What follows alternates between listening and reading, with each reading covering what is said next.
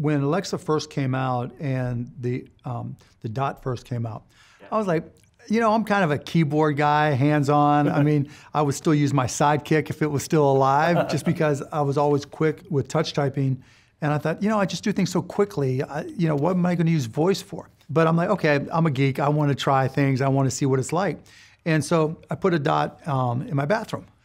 And then, the next thing you know, I'm asking it, just the simple stuff. What time is it? What's the weather? I'm going to this city. And it just started to get so comfortable that you started wanting more and more and more from it. And you realize that a voice interface isn't something that's foreign or new to be adopted. It's just a much more efficient, time-saving opportunity. And once that sunk in, all the doors opened for me and it became obvious. One of the things I love about the voice UI experience is it's communal. So like if I'm in my living room, I'm doing this stuff with everybody there. It's not like I'm with me and my technology, it's like us and my technology together. I'm curious what you think about entertainment or experiences with groups of people and voice. Oh, it's great. So I'll tell you as it applies to my family. Okay. So first of all, we had a Dot and now we have a show in our kitchen. And so we try to get together for breakfast before all the kids go to school. My kids are 9, 12, and 15, little boy and 2 girls.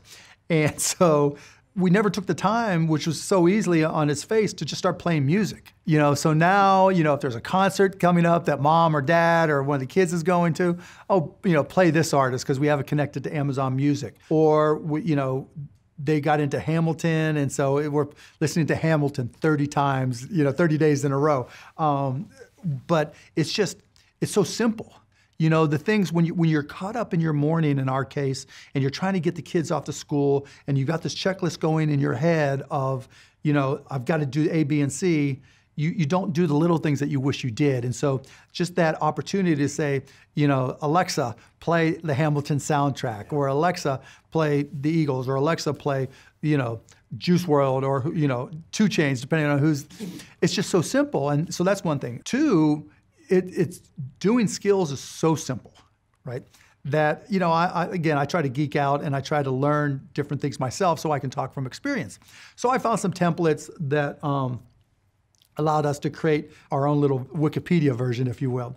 And so my son's name is Jacob, and my daughters are Alyssa and Alexis. And so now I set up a little simple Alexa skill so that if any of their friends are over or anything, and I say, Alexa, who is Jake Cuban? And he goes through this whole thing, and I just embarrass the hell out of all my kids, right? And it's limited to, our little world, right? Because it's all on our account. But just being able to do those little things, and you start getting into to-do lists and reminders. And okay, you got to be out of here in 15 minutes. Alexa, set a 15-minute timer. And so all these little things that become so simple.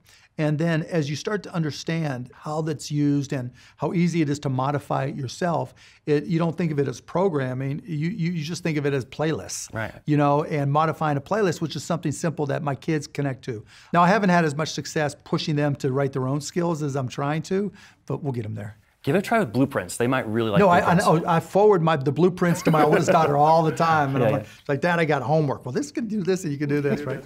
If you look at Fortnite, the beauty of Fortnite, well, you can argue about a lot of things and why it's so popular. It's free to play, right? It's, multi-device, so you can play on a phone as easily as your Xbox or PS4. But what makes it really stunning from my perspective is voice. Because my 9-year-old he likes Fortnite, but what he loves is talking to all his friends at the same time. And as a parent, I'm less concerned with that because all these analogies, but it's analogous to when I was a kid and we'd have 6 guys sitting around playing poker. We'd all be at the same room. We didn't care about poker. It's not that we love poker, it was our chance to be friends. And there's so many tools and voice activation and communication tools now that as a game developer, as a content developer, you're gonna have to recognize that that's what's changing. That these games now where people spend their time sitting, where we might have sat in front of a board game for hours, right? Or, when I was a kid growing up and, kids were starting to get their own phones and my parents would get off the phone and you're watching TV and talking on the phone, and maybe even the old party line before I was a kid, right? That's part of how people consume friendship now, or are friends now, and how distance is eliminated now.